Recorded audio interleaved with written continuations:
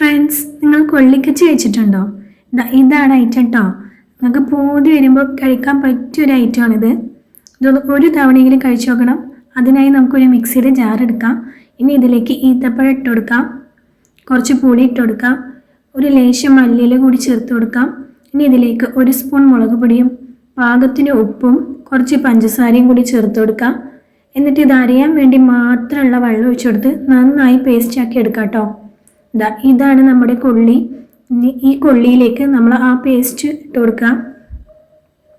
എന്നിട്ട് നല്ല പോലെ മിക്സാക്കി എടുക്കാം കേട്ടോ. ഇത് ഇങ്ങനെ മിക്സാക്കാനൊന്നും നടക്കൂല. അപ്പം നമ്മൾ വീഡിയോ ഓഫ് ചെയ്തിട്ട് കൈ കൊണ്ട് നല്ല പോലെ മിക്സാക്കി എടുക്കുക. അതുപോലെ മിക്സാക്കി എടുത്തിട്ടുണ്ട്. ഇനി ഇതിലേക്ക് കുറച്ച് സവാള അരിഞ്ഞതും മല്ലിയില അരിഞ്ഞതും കൂടി ഇട്ട് കൊടുക്കുക. ഇത് മസ്റ്റ് ആയിട്ടാണ്. എല്ലാവരും ഒന്ന് ട്രൈ ചെയ്ത് നോക്കണം. തീർച്ചയായും എല്ലാവർക്കും ഇഷ്ടപ്പെടും. പുളിയും എരിവും മധുരമൊക്കെ ആയിട്ടുള്ള ഒരു അടാർ ഐറ്റമാണിത്. കഴിച്ചാൽ പിന്നെ നമ്മൾ നിർത്തൂല ഗൈസ്.